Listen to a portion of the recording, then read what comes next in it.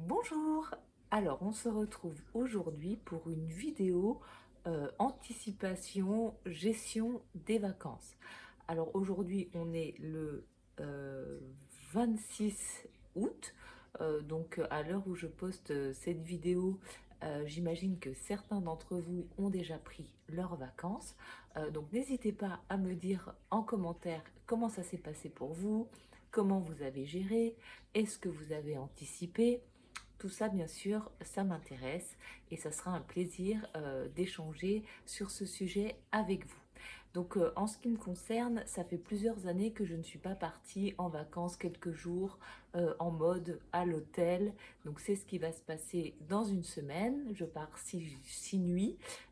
Donc dans un hôtel, j'aurai pas la possibilité de cuisiner, donc j'aurai un petit déjeuner à l'hôtel et repas de midi au restaurant sans doute, peut-être pique-nique, je ne sais pas exactement. Et si vous me suivez, vous savez que depuis quelque temps, j'ai un petit peu modifié ma diète avec l'inclusion de plus de viande de ruminants. Donc j'ai maintenant une routine qui me satisfait complètement. Et après avoir passé plus de 30 ans avec des troubles du comportement alimentaire, j'ai quand même une certaine tendance à la rigidité.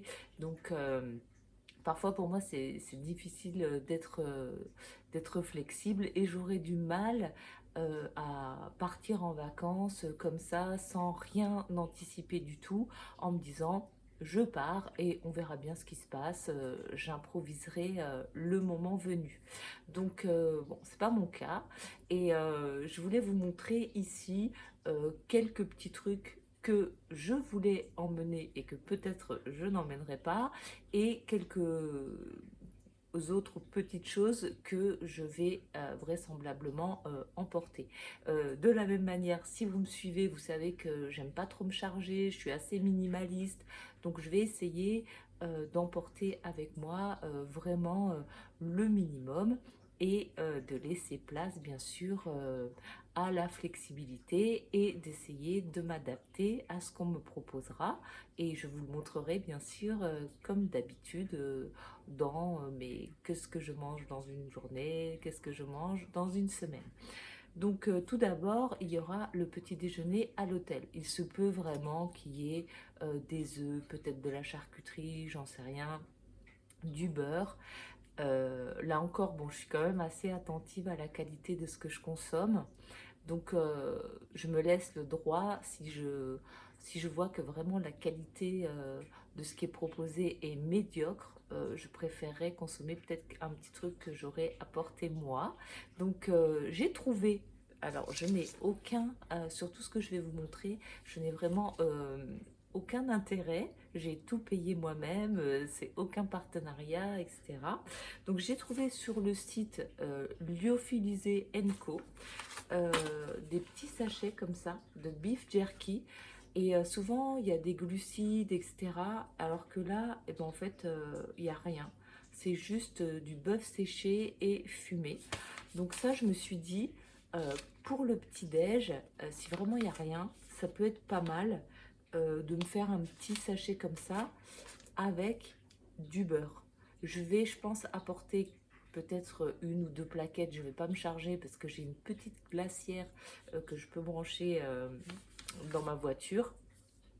Euh, sur le trajet, enfin, je m'achèterai du beurre au supermarché, même si c'est pas du beurre cru. Je survivrai, je n'en mourrai pas. Donc voilà. Donc j'en prends quand même une ou deux plaquettes au cas où. Et je vais prendre également du foie de morue. On sait jamais, je me dis bon ça prend pas non plus trop de place, c'est pas hyper lourd et si j'ai envie, si je vois que je manque de gras, peut-être que je pourrais me faire un petit déj foie de morue, voilà quelque chose comme ça. Et ensuite, alors là ça c'est pas sûr, donc je vais prendre aussi, euh, si ça c'est sûr, euh, du bouillon d'os Jarmino.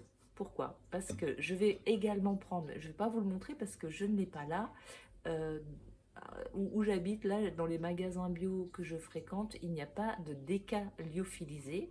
Et comme moi, je consomme toujours du déca, et que si à l'hôtel il n'y a pas d'option déca, je ne voudrais pas boire de café. J'ai pas très envie de me remettre au café. Ça fait longtemps maintenant que je bois du déca.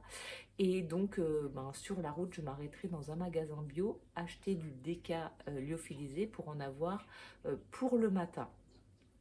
Mais comme un de mes projets également serait d'arrêter le déca, je vais quand même prendre le Germino.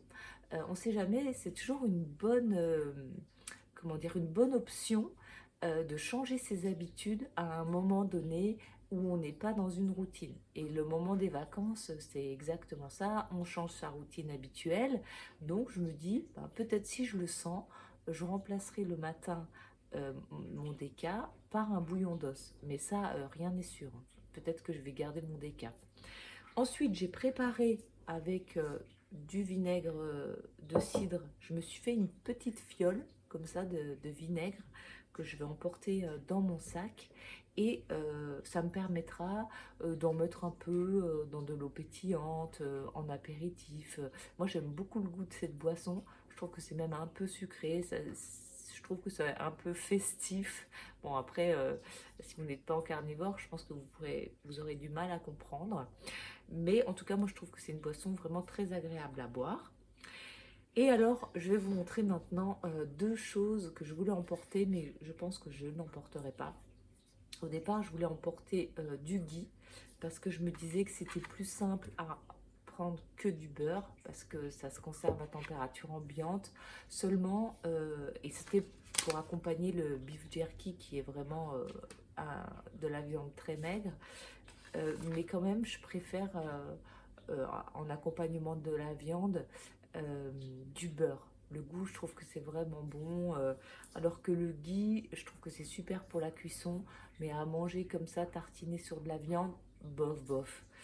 Donc, et puis en plus, ça pèse lourd. Je pense pas que je le prendrais.